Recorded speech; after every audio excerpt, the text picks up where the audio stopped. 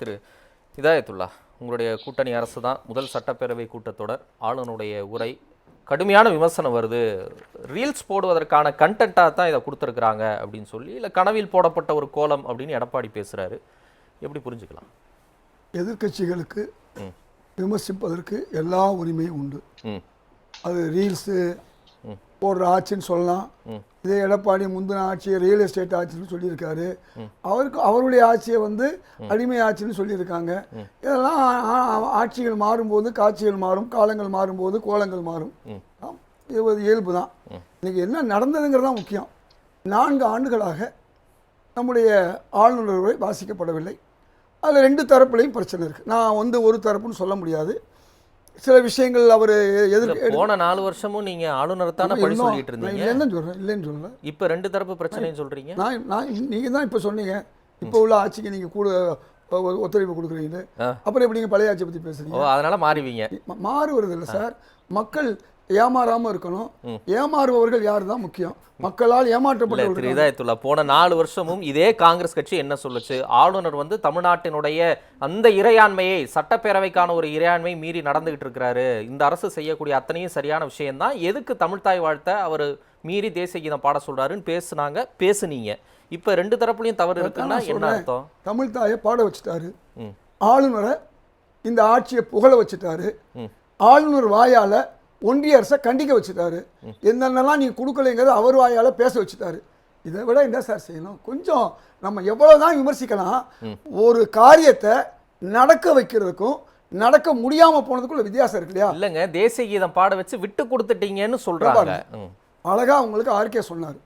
தமிழ்தாய் வாழ்த்த பாடியாச்சு. எத்தனை தடவை தேசிய கீதம் பாடினாங்க? ஒன்றும் பிரச்சனை. தேசிய நம்ம இந்தியாவில் தானே இருக்கோம். நம்மளாம் இந்தியன் தானே, பாஸ்போர்ட்ல இந்தியன் தானே எழுதுறோம். இதுல ஆளுநர் திணிக்கக்கூடிய அந்த அதிகார வரம்பு மீறல் தான் பிரச்சனையா பேசுறாங்க. திணிச்சாரு, இவர் திணிக்கல. திணிக்காம பார்த்துக்கிட்டாங்க, இப்படி சொல்லலாமா? அவர் திணிச்சாரு, எதிர்த்தாங்க, இவங்க திணிக்காம பார்த்துக்கிட்டாங்க. அது மட்டுமல்ல, ஒன்றிய அரசை எதிர்க்கும் நிலையை இவர் வாயாலே சொல்ல வச்சுட்டாங்க. என்ன விஷயம்? இந்த நிதியெல்லாம் நீங்க கொடுக்கல, நாங்க கேட்போங்கிற அளவுக்கு பண்ணியிருக்காரு சார். இதுதான் சார் புரட்சி. புரட்சிங்கிறது என்ன? நடக்காத ஒண்ணு செய்யறதுக்கு பேர் தான் சார் புரட்சி. அதுக்கு நான் பெரிய ரஷ்ய புரட்சின்னு நான் சொல்ல வரல, சரிதானா? அதனால நாம இப்படி சிந்திப்போம். அதாவது ஆனா தாவேகாவுக்கும் பாஜகவுக்கும் ஏதோ ஒரு இணக்கம் இருக்கு. இப்போ உதயநிதி என்ன சொல்றாருன்னா, தாவேகா அரசு தயாரித்து கொடுத்த உரையை ஒரு எழுத்து ஒரு வரி கூட மாற்றாமல் அப்படியே ஆளுநர் வாசித்துள்ளார். இதிலிருந்தே இந்த அரசுக்கும் பாஜகவுக்கும் இணக்கமான ஒரு தொடர்பு ஏற்பட்டு விட்டதோ என்ற எண்ணம் அனைவருக்கும் ஏற்பட்டுள்ளது. இந்தியாவில் தமிழ்நாடு மட்டும் மாநிலம் இல்லை, எத்தனையோ மாநிலங்கள் இருக்கு.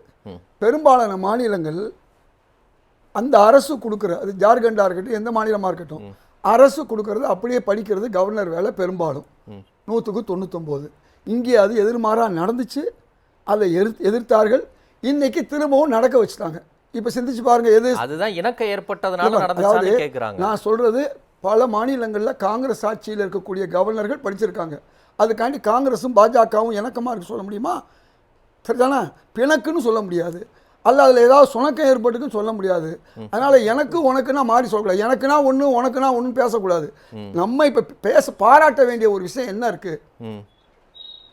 ஆளுநர் வாயால தமிழ்நாட்டுக்கு இந்த நிதியெல்லாம் வர வைக்கணும்னு அவர் சொல்ல வச்சாச்சு. ஆளுநரை எந்த வரியையும் மாறாமல் படிச்சுட்டாரு. அதாவது எனது அரசுன்னு எல்லாம் சொல்லுவாங்க. இந்த விஜய் அரசுடைய அவ்வளவு விஷயங்களையும் வரி மாறாமல் படிச்சிருக்காங்கிறத அது விமர்சனம் இல்லை, பாராட்டுது. ஒரு வரி மாறாம படிக்க வச்சிருக்காங்கிறது பாராட்டே ஒளி, அது விமர்சனம் இல்லை. அதனால நீங்க எந்த பேட்ஜ் கட்டி போனாலும் சரி, எந்த கொடியை கட்டி போனாலும், எந்த பேனர் போட்டாலும் நடந்தது என்ன மக்கள் பார்க்குறாங்க. மக்கள் பார்க்கும்போது என்ன தெரியுது? என்னப்பா, சாதிவாரி கணக்கெடுப்புன்னு ஒன்று 5 ஆண்டுகளா எல்லா கட்சியும் சொன்னாங்க. எங்கள் கூட்டணி கட்சி, நான் கிட்டத்தட்ட 7-8 முறை முதல்வருக்கு கடிதம் கொடுத்துருக்கேன். நான் பல கோரிக்கைகளோடு அதையும் வச்சிருக்கேன். அன்புமணி ராமதாஸ் அவர்கள் இப்படி எல்லாருமே கேட்டுக்கிட்டு இருந்தாங்க. நாங்கள் செய்வோம்னு சொல்லியிருக்காங்க. ஏன் நாங்கள் எதை வச்சு சொன்னோம்னா, பீகாரில் நடந்துச்சு, கர்நாடகாவில் நடந்துச்சு, நடத்துங்க. ஏன்னா அப்படி நடத்தும் போதுதான் மத்திய அரசுக்கு இதை செய்யணுங்கிற எண்ணம் வரும்னு சொன்னதுனால இன்னைக்கு ஒன்றிய அரசு என்ன செய்யுது? நாங்கள் செய்வோம்னு சொல்லியிருக்கு. சென்சஸையும் எடுப்போம், இதையும் எடுப்போம்னு சொல்லியிருக்கு. அப்ப இப்ப அதுக்கு என்ன சொல்றாரு? திமுக சொன்னாங்க, இதைத்தானே திமுக சொன்னாங்க. 5 வருஷமா எடுக்கல சார்.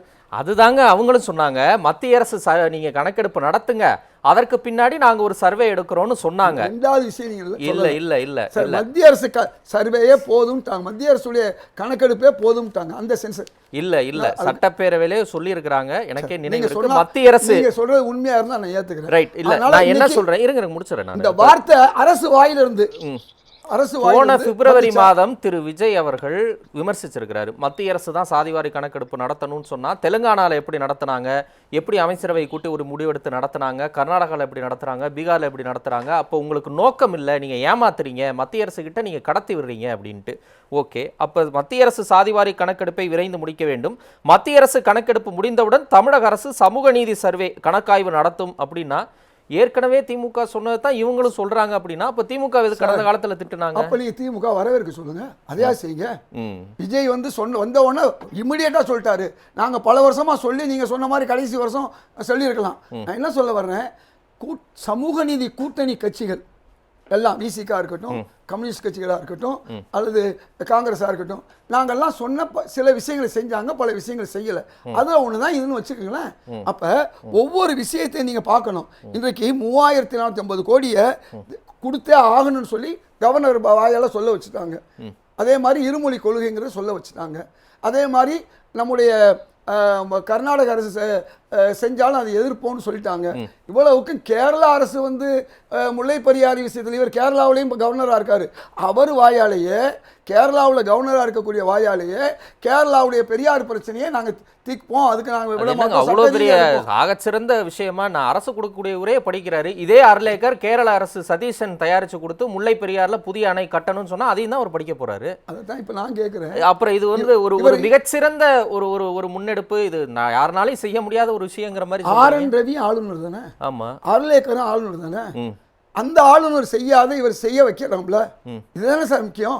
சார், அந்த 4 வருஷமா அந்த ஆளுநர் செய்யாத ஒண்ண செய்ய வச்சுட்டோம்னா இன்னைக்கு பாராட்டி இருக்கணும். அதாவது திமுக உள்பட அத்தனை கட்சிகளும் பரவாயில்லை, எங்க காலத்தில் நடக்கிறது நடக்காது, சங்க காலத்திலே நடக்க முடியாதுன்னு சொன்னது உங்க காலத்தில் நடக்குதுன்னு சொல்லி பாராட்டி இருக்கணும் சார். இதுதான் முக்கியம். அப்ப இன்னைக்கு வந்து ஒவ்வொரு விஷயத்தையும் நீங்க பாருங்க. இந்த சுற்றுலாத்தில் கூட இப்போ புதுசாக அந்த பாரம்பரிய சுற்றுலாவை உருவாக்குறதுக்கு சொல்லியிருக்காங்க. அது மட்டுமல்ல, $1.5 trillion.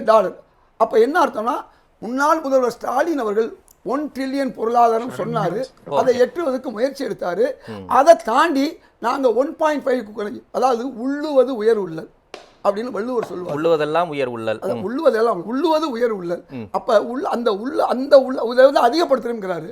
அது மட்டுமல்ல, நேத்து ஹுண்டாய் கம்பெனி 38,000 கோடியில இன்னைக்கு தூத்துக்குடியில கப்பல் கட்டும் தொழில் 15,000 பேருக்கு வேலை. இப்படி இந்த ஒரு மாசத்துல பல காரியங்களை அவங்க செஞ்சுட்டு வர்றாங்க.